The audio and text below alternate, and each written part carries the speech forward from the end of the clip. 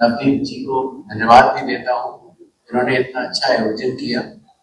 और इसी के साथ इस प्रोग्राम में जितने भी लोग आए थे वो अब चुनाव आयोग के एक बहुत बड़े परिवार का एक हिस्सा भी बन चुके हैं और उसकी पारदर्शिता और उसमें उनकी सहभागिता के ऊपर उनको नाज जैसा आप सबको पता है।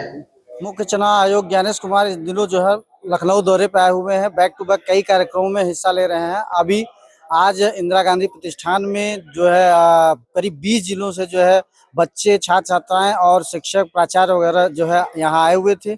उनको जो है इलेक्टोरल लिटरेसी क्लब के नाम पर जो है कार्यक्रम का आयोजन किया गया, जिस कार्यक्रम को जो है ज्ञानेश कुमार ने संबोधित किया, बच्चों से संवाद भी किया। जिसके बाद एक प्रेस कॉन्फ्रेंस का आयोजन था। इस प्रेस कॉन्फ्रेंस में एक यहाँ पे सारे पत्रकार, सारे टीवी चैनल के पत्रकार मौजूद थे। सब उम्मीद कर रखे थे कि 2027 चुनाव को लेकर क्या तैयारी है, कैसी तैयारी है। जो एसआईआर के बाद फाइनल वोटर लिस्ट आया है उससे रिलेटेड कई सवाल था कि क्या दोबारा फाइनल वोटर लिस्ट आ सकता है कि नहीं आ सकता है, क्योंकि विपक्ष खासकर समाजवादी पार्टी के राष्ट्रीय अध्यक्ष अखिलेश यादव इसके पहले जो आरोप लगा चुके हैं कि पीडीए के जो है वोटर्स का नाम काटा गया है। इस तरह से कई आरोपों, विपक्षी दलों के आरोप और कई सवाल को लेकर जो है सारे मीडिया के रिपोर्टर्स बैठे थे। वो उनके सवाल को ज्ञानेश कुमार यानी कि मुख्य चुनाव आयुक्त ने जो है सवाल को नहीं लिया, अपनी बात रख के 2 मिनट और यहाँ से चले गए, जैसा कि आप आगे वीडियो देखिए। रूप से ढालने का एक प्रयास चुनाव आयोग ने किया है। 20 जिलों से आए हुए प्रधानाचार्य, शिक्षक, छात्र और छात्राओं के साथ संवाद से इस बात की आश्वासना मिलती है कि हमारे छात्र और छात्राओं को चुनावी प्रक्रिया का पूरा ज्ञान भी है और उसकी पारदर्शिता और उसमें उनकी सहभागिता के ऊपर उनको नाज।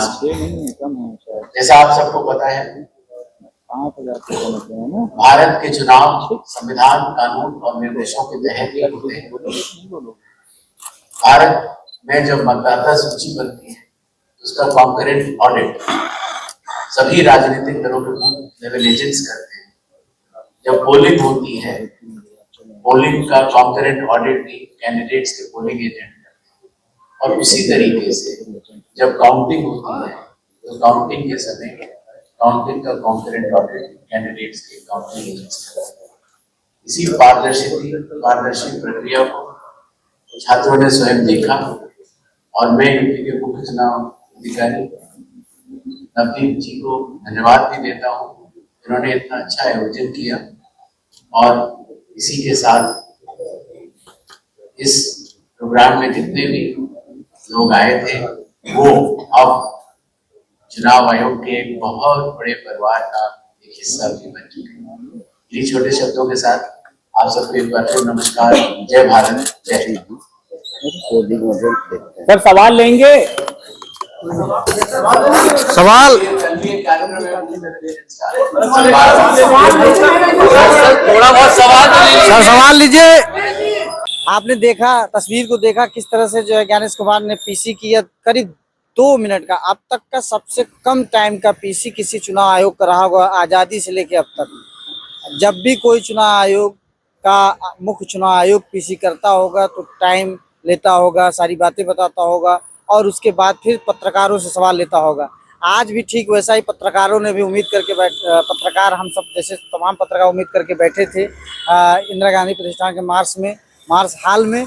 और किस तरह से इन्होंने अभी पीछे आपने सुना 2 मिनट की पीसी करने के बाद मुस्कुराते हुए कैसे जो है निकल रहे हैं। यहाँ तक कि हर पत्रकार के पास 2-2 सवाल थे। किसके लिए?